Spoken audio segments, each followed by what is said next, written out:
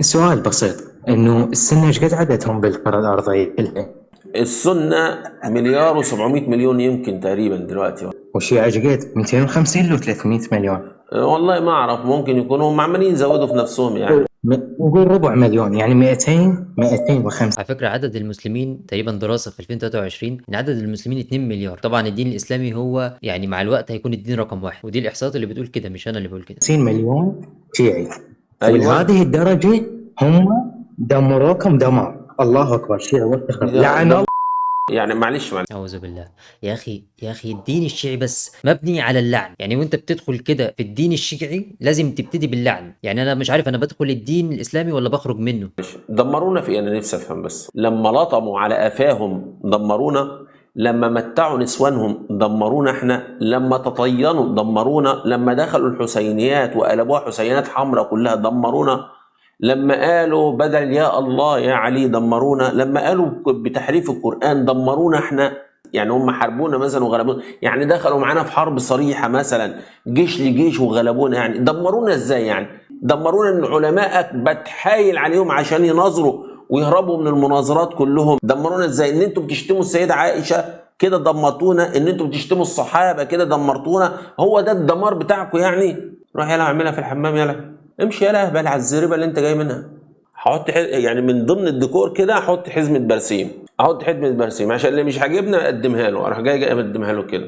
معذور الصراحة، عقليتهم الشيخ وليد هو الوحيد اللي ينفع ليهم الصراحة. يعني سبحان الله، يعني اما نقول لك يا شيعي انت بيتنصب عليك وبيتاخد منك الخمس، والخمس ما بيتاخدش من المسلم، يعني اما نقول لك ما تتطينش ما تزحفش خليك بني ادم، الناس كلها ما بتشوفش المناظر اللي الشيعة بتعملها دي، اقسم بالله العظيم بيضحكوا عليكم، انتوا بقيتوا مسخرة. يعني يا شيعي لما نقول لك ما تشركش بالله وما تقولش يا علي وما تقولش يا حسين، قول يا الله فقط يا الله، يبقى احنا كده عايزين نضلك. لما نقول لك اقرأ القرآن الكريم يبقى احنا عايزين نضلك.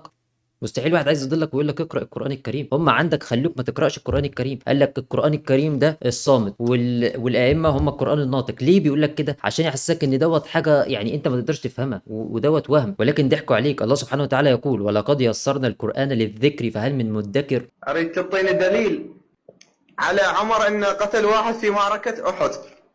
طب ماشي، لو انا ما عنديش دليل على ان عمر قتل شخص في معركه احد، هل معنى ذلك ايه؟ يعني ايه اللي معنى ايه؟ يدي ايه الدلاله عليها؟ انا عمر في النار.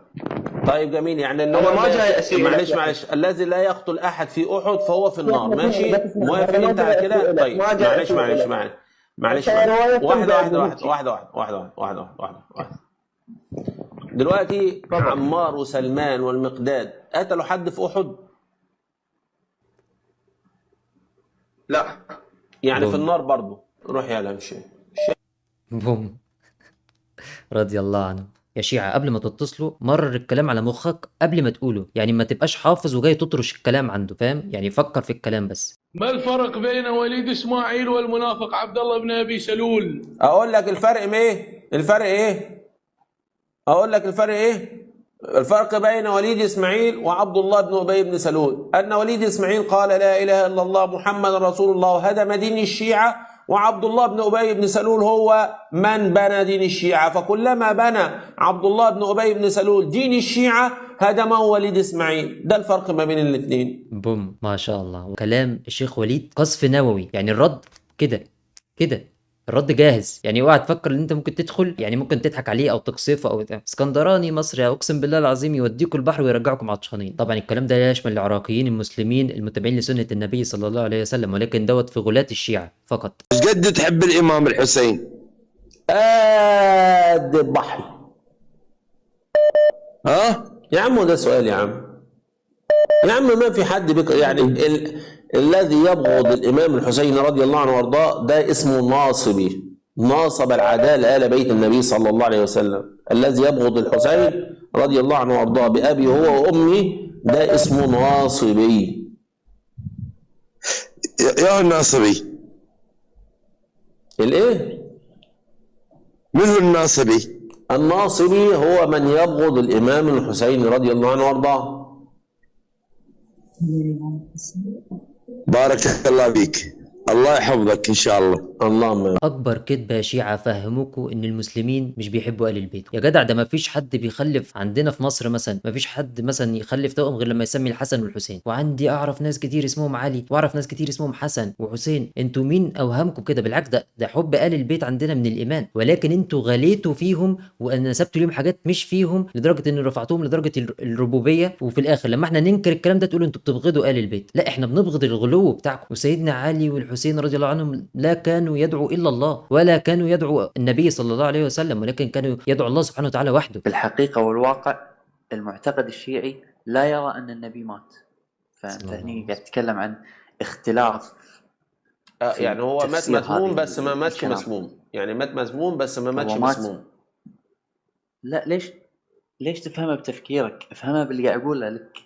إنه طب فهماني مات عشان انا معلش مسموم. ساعات بسرح كده شويه. ازاي؟ أي. شلون يعني افهم؟ مات مسموم للمشهد اللي يشوفه الناس، ايوه. ولكن اللي ما يشوف الناس انه هو حي اه وهو نور. اه هذا الشيء اللي ما يشوف الناس. اما امام الناس اعتبرني قفلت عليك الخط وما قفلتش عليك الخط. الناس شايفه ان انا قفلت عليك الخط، لكن في نفس الوقت انا ما قفلتش عليك الخط. شكرا لك. مش ممكن. ما ينفعش معاه غير كده. سبحان الله، يعني سرعه البديهه عند الشيخ وليد اقسم بالله العظيم مش طبيعيه. والله ما ينفعش معاه غير كده، يعني من نفس اسلوبك. يعني المفروض ما تزعلش انت، ومن نفس اسلوبك يعني طبق القاعده اللي انت جاي بيها. قول لي اول 3 صور في القران اسمائهم بالترتيب. شو بالترتيب؟ قول لي اول 3 صور في القران بالترتيب.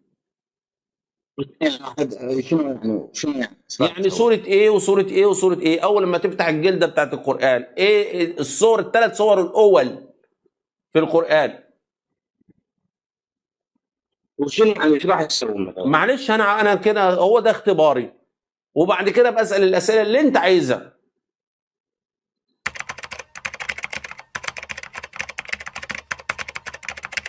بيفتح جوجل. شنو شيخ؟ اول 3 صور في القرآن ايه هم بالترتيب كده؟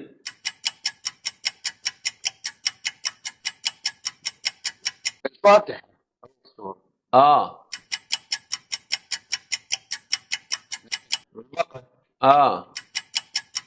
ابحث. وايه تاني؟ لا اشتري. لا بعد التالتة كمان والرابعة والخامسة بقى عشان نعرف كنت بتقرأ ولا ما بتقرأش. الفاتحة، البقرة، العمران، النساء، المائدة، النعمان، خلاص فتح معاه الموقع. التوبة، يونس، يوسف، الرعد، ابراهيم، الحجر، النحل، الاسراء، الكهف، مريم، طه، الانبياء، الحجر، المامون، النور، الفرقان، الشعراء. خلاص فتح خلاص المصحف، جاب الفارس او دخل على موقع.